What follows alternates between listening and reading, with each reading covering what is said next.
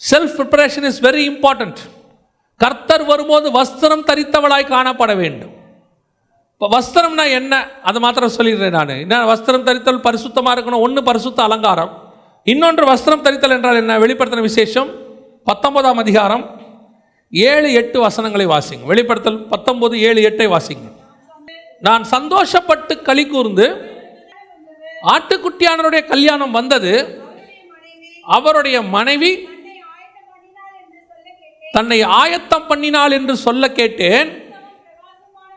சுத்தமும் பிரகாசமுமான மெல்லிய வஸ்திரமும் தரித்து கொள்ளும்படி, இதுதான் மணவாட்டிக்கு கொடுக்கப்பட்ட வஸ்திரம். எனக்கு இந்த வஸ்திரத்தை பார்க்கும்போது எப்பவுமே கொஞ்சம் ஆச்சரியப்படுவேன். சுத்தமும் பிரகாசமுமான மெல்லியன என்ன? தின் லெனின் அப்படின்னு சொல்லுவாங்க. லெனன் சொல்லுவாங்க. ஒரு ஒரு ஒரு கிளாத் இருக்குது, ரொம்ப மெல்லிஸாக இருக்கும். பெண்கள் தரிக்கும் போது எப்படி தரிக்கணுமா? அவர் எப்படி கணவன் விரும்புவார்? ஆடை முழுவதும் சரீரத்தை மறைக்கக்கூடியதாக இருக்கணும்னு விரும்புகிறார். ஆனால் நம்ம ஆண்டவர் தன்னுடைய மணவாட்டிக்கு ஒரு வஸ்திரம் கொடுத்துருக்கிறார் பாருங்க. சுத்தமும் பிரகாசமும் உள்ள மெல்லிய வஸ்திரம். எப்படி ஒரு கணவன் இப்படி ஒரு வஸ்திரம் வாங்கி கொடுப்பாரு? இப்படி தின்னா உள்ள ஒரு வஸ்திரத்தை வாங்கி கொடுக்குறாரு. இதோடைய அர்த்தம் என்ன அப்படின்னா, தொடர்ந்து வாசிங்க.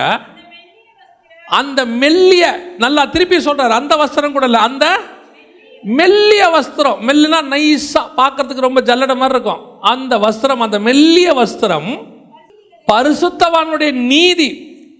வஸ்திரம் எதுக்கு போடுறோம்? இப்போ இருக்கிறவங்களுக்கு அது தெரியாது, அதை விட்டுருவோம். பொதுவாக வஸ்திரம் எதுக்கு போடுறது? சரீரத்தை மறைக்க போடுறது, சரீரத்தை குறைக்க போடுறது வஸ்திரம்னு எவனோ தப்பாக சொல்லி கொடுத்துட்டா. இப்போ உண்மையிலே சரீரத்தை மறைக்கிறதுக்கு தான் வஸ்திரம். அந்த வஸ்திரம் எப்படி இருக்கணும்னு கணவன் விரும்புவார்னு உங்களுக்கு சொன்னேன். ஆனால் இங்கே வசனம் சொல்லுது, தன்னுடைய மனைவிக்கு மணவாளன் வஸ்திரம் வாங்கி கொடுக்குறாரு.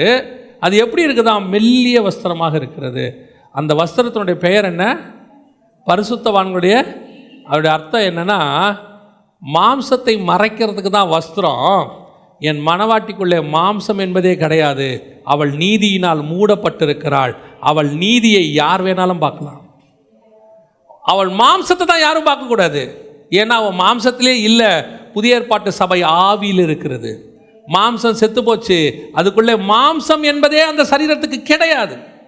தான் நிர்வாணி என்பதை அறிந்து தன் மனைவிக்கு அத்தி இலைனாலே ஒரு ஆடை அவன் ஏன் தைச்சானா, அவள் நிர்வாணம் அவனுக்கு தெரிஞ்சது, மாம்சம் தெரிஞ்சிச்சு. ஆனால் இந்த மணவாளனுக்கு அந்த சபையினுடைய மாம்சம் தெரியவில்லை. காரணம், அவள் நீதியினால் மூடப்பட்டிருக்கிறாள். அந்த நீதி மெல்லிய வஸ்திரமா இருக்கு, உள்ள மாம்சம் என்பதே கிடையாது. வஸ்திரம் எதுக்கு போடுறோம்? மாம்சத்தை மறைக்கிறதுக்கு. எனக்கு மாம்சமே இல்லைன்னா என்ன இல்லை? வஸ்திரமே தேவையில்லை. இப்போ ஒரு வஸ்திரம் கொடுக்கிறாரு, அதுக்கு பேரு பரிசுத்தவான்கள் நீதி. நான் நீதியினால் மூடப்பட்டிருக்கிறேன், எல்லா நீதிக்கும் நான் கீழ்பட்டு இருக்கிறேன் அப்படிங்கிற ஒரு எண்ணம். கர்த்தருடைய நீதியில நீ இருப்பாயானால் உனக்குள் மாம்சம் இருக்காது. உனக்குள் மாம்சம் இல்லாவிட்டால் அதற்கு பேர் தான் ஆயத்தம். வஸ்திரம் மேலே வந்துருச்சு, எப்போ வேணாலும் போலான்னு அர்த்தம். எனக்குள்ள இன்னும் மாம்சம் இருந்து என்ன என்ன பண்ணிக்கிட்டே இருக்குது? என்னை ஆயத்தப்பட விடாமல் தடுத்துக்கிட்டே இருக்குது. அது என்ன வேணா இருக்கலாம். அது கண்களின் இச்சையாக இருக்கலாம், ஜீவனத்தின் பெருமையாக இருக்கலாம், மாம்சத்தின் இச்சையாக இருக்கலாம், அல்லது பொருளாசையாக இருக்கலாம், பணத்தாசையாக இருக்கலாம், மண்ணாசையாக இருக்கலாம், என்ன வேணாலும் இருக்கலாம், கோபமாக இருக்கலாம், மூர்க்கமாக இருக்கலாம். ஏதோ ஒன்று எனக்குள்ள ஒரு மாம்சம் கிரியை செய்து கொண்டே இருக்கிறது. அதனால் இப்போ என்ன சொல்லிட்டான் எல்லாரும்? அப்படிலாம் மாம்சம் கிரியை செய்யாமலாம் வாழவே முடியாது. கர்த்தர் கிருபை உள்ளவர், நீ எவ்வளோ பாவமாக இருந்தாலும் என்ன செய்யலாம், கர்த்தர் உன்னை கூட்டிகிட்டு போவார் அப்படின்னு. அப்படின்னா நீங்களும் நானும் ரட்சிக்கப்பட்ட உடனே பரலோகத்துக்கு போயிடலாம். இங்கே இருக்க வேண்டிய அவசியமே இல்லை. எதுக்காக உங்களை என்னை வச்சிருக்கிறாரு? எனக்குள்ள இருக்கிற மாம்சம் பலிபீடத்தில் செத்து நான் மீண்டும் உயிர் தழ வேண்டும். அதனுடைய அடையாளம் தான் நான் ஞானசானம் எடுக்கிறேன். நான் பாவத்துக்கு மரித்து நீதிக்கு அதோடைய அடையாளத்தை செஞ்சுட்டேன். இனி அவர் வர்றதுக்குள்ள அவருடைய நிஜத்தை நான் செய்ய போகிறேன். என் மாம்சம் செத்து போயிருக்கும். அவர் வரும்போது, அவருக்கு வரும்போது என் மாம்சத்தில் எதுவுமே தெரியாது, எதுவுமே தெரியாது. என் மேலே ஒன்று மூடி இருக்கும், அதுக்கு பரிசுத்தவானுடைய நீதி. அந்த நீதியினுடைய ஆரம்பம் தான் ஞானசான அடையாளம்.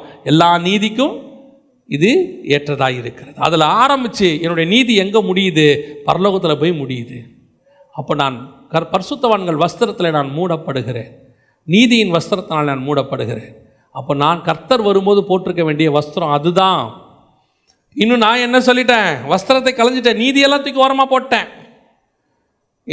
எனக்கு ரொம்ப ஆச்சரியம், சில ஆவிக்குரியவர்களை பார்க்குறேன். உலகத்தான் செய்ய முடியாத பாவத்தை ஆவிக்குரியவன் சபையில் உட்காந்து செஞ்சுக்கிட்டு இருக்கிறான். உலகத்தான் துணிகரமாக செய்யறதுக்கு யோசிக்கிற பாவத்தை சபைக்குள்ள உட்காந்து துணிகரமாக செய்கிறாங்க. ஆனால் உட்காந்துட்டு சபைக்குள்ளே உட்காந்துக்கிட்டு வருகை வந்தால் நான் போவேன்னு இவங்க நினைக்கிறாங்க. இவங்க முழுக்க முழுக்க இன்னும் உலகத்தின் வஸ்திரம் தான் மூடியிருக்க ஒழிய நீதியின் வஸ்திரம் மூடலை. இவங்களுக்கு அந்த எண்ணமே வரல.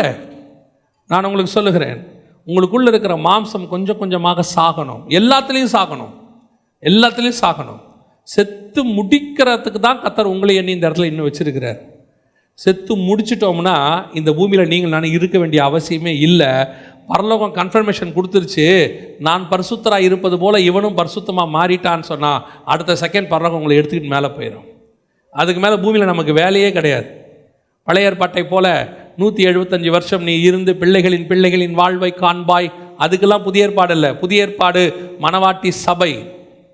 இது போய் மணவாளனோட வரணும். அதுக்கான ஆயத்தத்தை கர்த்தர் செய்கிறாரு. ஒரு நாளும் ஆண்டவர்கிட்ட, ஆண்டவரே நான் மரித்து பாவத்துக்கு மரித்து நீதியில் உயிர்த்தெழணும், ஆண்டவரே நான் அந்த இடத்துக்கு வரணும், அந்த வாஞ்சை இருக்கணும். அதுக்கு பிறகு உங்களுக்குள்ள எது மேலேயுமே ஒரு நாட்டம் இருக்காது. நான் சொல்கிற ஸ்டேஜுக்கு நீங்கள் வரும்போது உங்களுக்கு எது மேலேயுமே என்ன இருக்காது, ஒரு நாட்டமே இருக்காது. நான் சொல்கிறது ஒரு உதாரணம். அதுக்கப்புறம் உங்களுக்கு இதுதான் வேணும், இது கண்டிப்பாக. ஒரு சிலர்லாம் இருக்கான், இந்த கிளாத்தை தவிர வேறு கிளாத்தை நான் போடவே மாட்டேன், இந்த மாதிரி தான் நான் சாப்பிடுவேன், இதை தவிர வேறு எதுவுமே சாப்பிட மாட்டேன், எனக்கு இந்த தலைகாணி வச்சா தான் வரும் தூக்கமே. சிலர் சொல்லுவாங்க தலைகாணி இது வச்சா தான் தூக்கம் வரும். நான் எனக்கெல்லாம் இடம் மாறினா தூக்கமே வராது. நான் சொல்கிறேன், உங்கள் மாம்சம் செத்துருச்சுன்னா எங்கே வேணாலும் தூக்கம் வரும். நமக்கு இந்த மாம்சம் முழுவதும் நம்ம கண்ட்ரோலில் இருக்கும். எனக்கு ரொம்ப ஆச்சரியப்பட்டு ஆண்டவர் ஒரு இடத்துல பார்த்தேன் பைபிளில். அவர் போய் அவர்களுக்கு முன்பாக மறுரூபமாக தொடங்கினார். மறுரூபம்னா ஆவியில் ஆகிறார். இட்லி மாவு ஊற்றுறீங்களா, அப்படியே அந்த இட்லி என்னவா மாறுது, மாவு லிக்விட் என்னவா மாறுது, அப்படியே இட்லியாக மாறுதா, கட்டியாக மாறுதா, இது நடக்குதா? திருப்பி அப்படியே அந்த இட்லி மாவாக மாறுமா? மாறாதில்ல. ஏசுநாதர் திருப்பி எப்படி மாறினார்? அப்படியே மறுரூபமாகி மீண்டும் அவர்களுக்கு முன்பாக மாம்சத்தில் மாறுறாரு.